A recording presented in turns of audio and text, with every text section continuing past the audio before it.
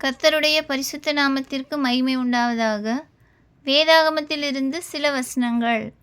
பரிசுத்த ஆவி உங்களிடத்தில் வரும்போது நீங்கள் பெலனடைந்து எருசலேமிலும் யூதேயா முழுவதிலும் சமாரியாவிலும் பூமியின் கடைசி பரியந்தமும் எனக்கு சாட்சிகளாயிருப்பீர்கள் என்றார்.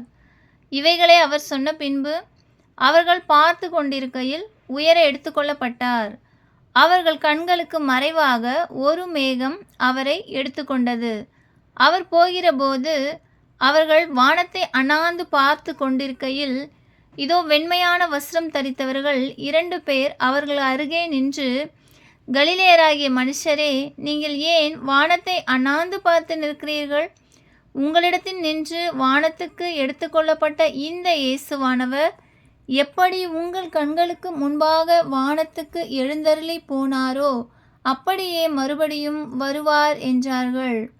அப்பொழுது அவர்கள் எருசலேமுக்கு சமீபமாய் ஒரு ஓய்வு நாள் பிரயாண தூரத்தில் இருக்கிற ஒலிவமலை என்னப்பட்ட மலையிலிருந்து எருசலேமுக்கு திரும்பி போனார்கள்.